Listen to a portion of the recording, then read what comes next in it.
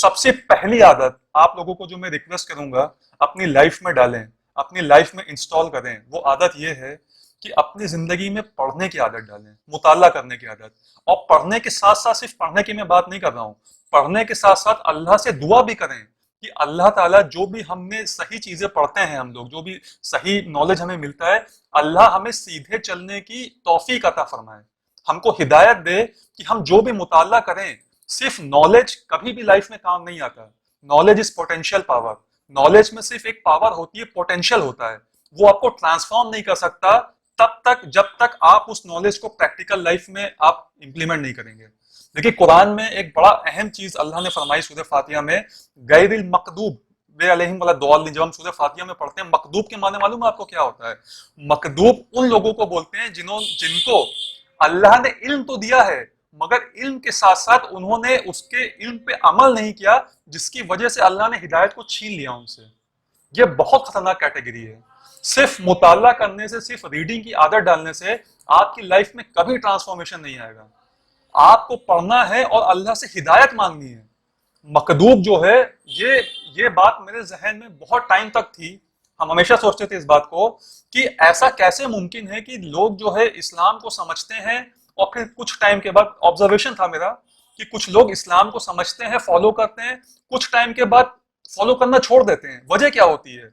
कुछ लोग देखते हैं कि नमाज की पंक्चुअलिटी होती है, फिर छोड़ देते हैं। एक बात समझ में ये आई कि जब इंसान को अल्लाह ताला हिदायत दे देता है, अपने दीन की सही समझ को दे देता है, उसके बाद जब इंसान अल्लाह के दीन में कोताही करने लगता है, मिसाल के तौर पे आपको मालूम है कि नमाज पढ़ना फर्ज है, 5 वक्त की नमाज पढ़ना फर्ज है, अब अगर आप कोताही करेंगे इन चीजों में तो धीरे धीरे क्या होता है, अल्लाह आपसे हिदायत को छीन लेता है। या गैरिल मकदूब जो अल्लाह ने इस कुरान सूरह फातिहा में इस वर्ड का इस्तेमाल किया है, जिनको अल्लाह ने इल्म तो दिया, मगर इल्म देने के बाद उन्होंने क्योंकि अमल नहीं किया, इसके वजह से उनसे हिदायत को छीन लिया अल्लाह ताला ने। ये बहुत खतरनाक कैटेगरी है। तो अल्लाह से आपको रीडिंग की आदत डालनी है, सीखने की आदत डालनी है, मगर उसके साथ साथ अल्लाह से हिदायत के लिए दुआ भी मांगनी है। एक बात नोट करिएगा यहाँ पे, दुनिया की कोई भी शय हिदायत नहीं हो सकती जब तक आपके साथ ईमान की हिदायत नहीं है। अगर आप दुनिया में पैसा कमाते हैं मगर आपके पास अल्लाह की हिदायत नहीं है, तो आप क्या करेंगे? पैसे को शराब पीने में खर्च करेंगे, पैसे को वाहियात चीजों पे खर्च करेंगे, अपनी जिंदगी में उल्टी सीधी लग्जरीज को पाने में खर्च करेंगे, जिनमें आपको कभी खुशी नहीं मिलेगी। तो सबसे पहली चीज आपको जो अपनी जिंदगी में याद रखनी है कि आपको अल्लाह से हिदायत मांगनी है स्टडी के साथ साथ। अब पढ़ना किस तरह से है? सिंपल सा वर्ड मैंने बोल तो दिया कि आपको अपनी जिंदगी में स्टडी करने की आदत डालनी है, बट इसके लिए मैंने कुछ अलग अलग जब कैटेगरीज बनाई है मैंने कि इंसान कौन कौन सी बुक्स को पढ़ सकता है, मतलब बुक्स की कैटेगरीज मैंने डिवाइड किया है। पहली बुक तो वो होती है जो आपकी एकेडमिक्स बुक्स होती हैं। जब आप फर्स्ट से लेकर 10th या 12th तक जाते हैं तो आपके जो सिलेबस की बुक्स होती हैं वो आपकी एक कैटेगरी हो जाती है। अच्छा, इन बुक्स की एक खासियत होती है, वो बुक्स ये होती है कि वो बुक्स आपको आपके एग्जाम में तो मार्क्स दिला देती है, एग्जाम में आपको पास तो करा देगी वो बुक्स, मगर जिंदगी के इम्तिहान में वो बुक्स कभी काम नहीं आती हैं आपके। लाइफ का जो असली एग्जाम है, जो क्लास 12th के बाद स्टार्ट होता है, उसमें कभी वो बुक्स आपको मार्क्स नहीं दिलाएंगी। उसके लिए अगर आपको जिंदगी के इम्तिहान में पास होना है तो उसके लिए सेकंड कैटेगरी जो मैं आपको रिकमेंड करता हूं कि अपनी डेली लाइफ में उन बुक्स को पढ़ने की आदत डालें, वो है कुरान और अल्लाह के रसूल सल्लल्लाहु अलैहि वसल्लम की हदीसें। ये वो कैटेगरी है जो आपको पूरी जिंदगी काम आएगी। अपने दिन के बिजी शेड्यूल में से अगर आप 10 मिनट भी निकाल पाए तो आप याद रखिएगा ये बुक्स आपकी लाइफ में एक मेजर ट्रांसफॉर्मेशन लेकर के आएंगी।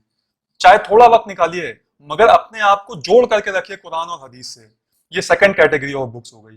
तीसरी कैटेगरी बुक्स की होती है सेल्फ इंप्रूवमेंट बुक्स।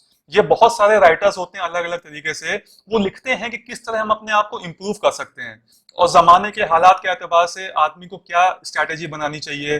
जैसे अभी आज के दौर पर टेक्नोलॉजी ज्यादा आ रही है, तो टेक्नोलॉजी के दौर में हमें अपने आप को कैसे टाइम मैनेजमेंट करना चाहिए, ये सारी स्किल्स सिखाते हैं, उसको हम बोलते हैं सेल्फ इंप्रूवमेंट बुक्स। ये बुक्स भी आपके लाइफ में बहुत काम आती हैं। चौथी बुक्स जो कैटेगरी की, जिसको मैं बोलता हूँ वर्स्ट कैटेगरी है, वो किताबें हैं जो आपको नॉवेल्स, कहानियां, किस्से इन कैटेगरीज में आती हैं। जो बिल्कुल बेकार है, किसी काम की नहीं है, इनको बिल्कुल अवॉइड करना चाहिए।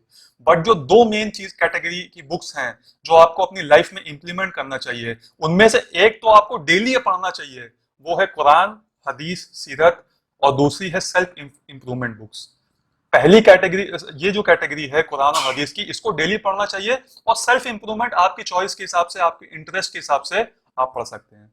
तो बुक्स में, अच्छा बुक्स को मैंने क्यों पढ़ने का सजेशन दिया है, या इल्म को सीखने का सजेशन क्यों दिया है, उसके और भी सोर्सेस हो सकते हैं, वीडियो के थ्रू आप सीख सकते हैं, बट बुक्स पावरफुल, बहुत पावरफुल होती हैं बुक्स।